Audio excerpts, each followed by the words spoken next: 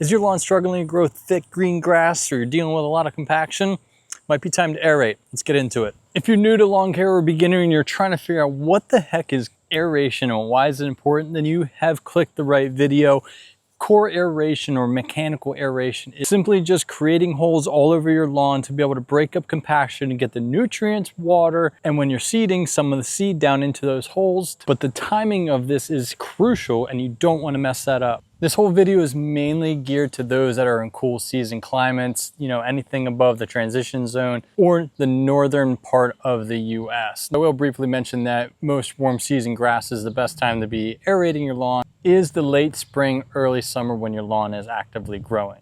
But for cool season turf, you do not want to be in the middle of the summer. The window you're looking for is early spring or early fall. If you try and aerate in the middle of the summer for a cool season lawn, you're going to create more damage and stress to the turf, and it's going to be less beneficial. Now, there is one caveat. If you find a spot in your lawn that seems to be dying every year, or maybe this is your new lawn and it seems to be dying, go ahead and grab yourself a long screwdriver. It could be flathead or Phillips, doesn't matter. Just make sure it's long, take it, and see how easy you can stick a screwdriver down into that spot. If I am only getting down a couple inches, an inch, or I'm hitting something hard there, then that's showing you that one, there could be a rock, or two, it's just severely compacted and the water's not able to get down to the roots and it's causing it to die. This, unfortunately, is just heat stress and a little bit of fungus. As you can see, I can take my screwdriver right down all the way with very minimal effort. So there's not a compaction issue here.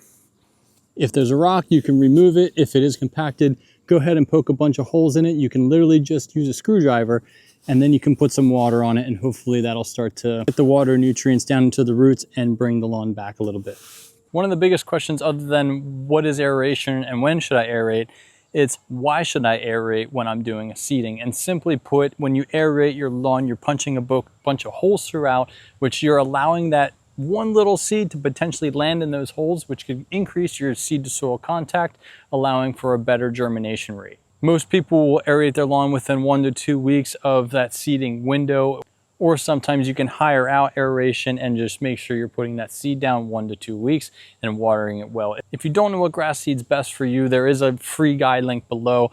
It tells you everything you need to know about where your location is, your microclimates, and what seed is going to be best in your area that meets your goals for your lawn. Do you need to aerate your lawn every year? I think that's a no. As long as your lawn is healthy, it's thick, and you're not having a compaction issue. One of the downsides of aerating your lawn every year is you don't know what's actually underneath the soil.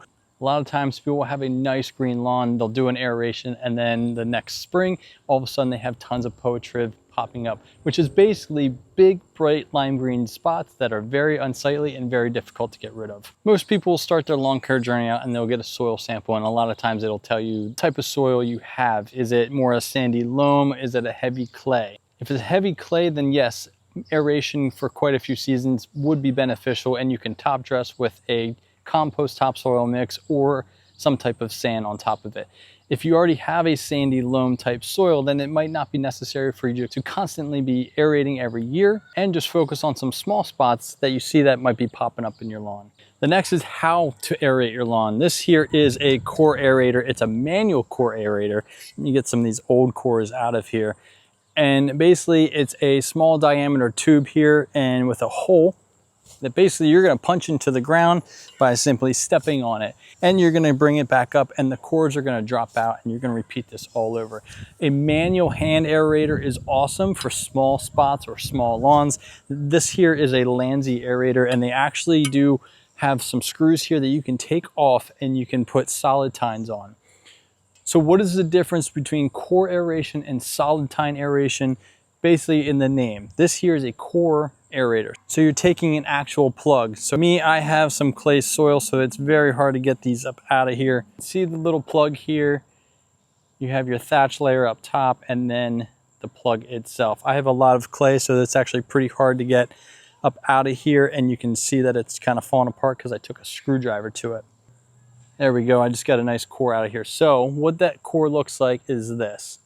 And you want to get about a 3 to 4 inch core when you take them out of the ground. The downside of doing core aeration is these plugs then will be on top of your lawn. Simply let them dry. You can run your mower over top of them. They'll get chopped back up and go back into the lawn. They also create that little extra layer for that good seed to soil contact. So when you put your seed down, it's gonna sit into that loose soil and get a good germination rate. Yep, that's clay. It's also kind of cool if I do this gently, take it apart, you can kind of see if my camera focuses or not. You can kind of see the little roots there. So again, you can take a big core or a sample and see if you have good rootage or not. Now recently I did some sand leveling, so even a couple inches down, I'm seeing that I got some sand layers in there, which is pretty neat. And then for spike aeration, simply you can take these off if it is a manual aerator, little screwdriver here, and put on a solid spike. Solid spike is essentially the same style like the screwdriver. I cannot find my solid tines for this, but it's a bunch of solid spikes that go down into the ground. You tend to see golf courses run these on putting greens. That's because you are punching holes in it, but you're not bringing up cores, not leaving a mess behind. But you're still able to punch a bunch of holes to open up the compaction, and golf courses will come back and they'll top dress it with sand. You can just spike aerate and let it go. For the majority of homeowners, you're not going to be finding any spike aerators. That is pretty much only golf courses, other than getting a manual aerator and putting the spikes on it. The most common is a walk behind aerator or a stand on aerator that you can rent from pretty much any hardware store for very cheap. Go in with your neighbors. They're usually like 55 bucks a day, up to 100 some dollars for the ride-ons. Go in with a couple of neighbors, do some lawns, have a barbecue, have an aeration party, and everyone gets their lawns aerated for super cheap just by renting them out. If you're in a location where it's been pretty dry and it's getting down to the wire where it's time for you to be aerating, then you can run some sprinklers over your lawn a couple days prior to aeration. That way the top layer is a little bit more moist and it's a little bit easier for either the manual aerator or the ride-on walk behind aerators to get some cores. That way you're not just getting these half-inch little plugs, you're actually making an impact, no pun intended, and getting a 3 to 4 inch core. Man, I hate when I sit down and I hit the record button, but I actually didn't hit the record button. And then I hit the record button and it starts recording. Anyway, we're recapping what aeration is and what aeration isn't. Aeration basically is an essential part of any lawn care program for new and establishing lawns. Once your lawn is established, you can go case by case or year by year whether you need to aerate your lawn or not. The best times to be aerating your lawn for a cool season lawn is early spring or early fall. Fall is also the best time to be seeding, so doing your aeration at around the time of seeding helps with that seed to soil contact, making sure you're putting your hard-earned money that you spent on that grass seed to work in good use and not throwing it away. The choice is yours of what method you'd like to use. You can do a manual aerator, or you can go out and rent for pretty cheap a ride-on or walk behind aerator. One thing I didn't mention is there's also those pull behind aerators. Those typically don't work unless you load them with a lot of weight. Most lawns are pretty compacted when doing this, so you can water your lawn prior to the aeration. But for usually around $50, $60, you can get a walk behind aerator that's going to be able to punch some holes in there and actually get the results you want. After doing some aeration in your lawn, you will start to see some benefits of those compacted areas, and your lawn should be looking greener and thicker each year after doing that.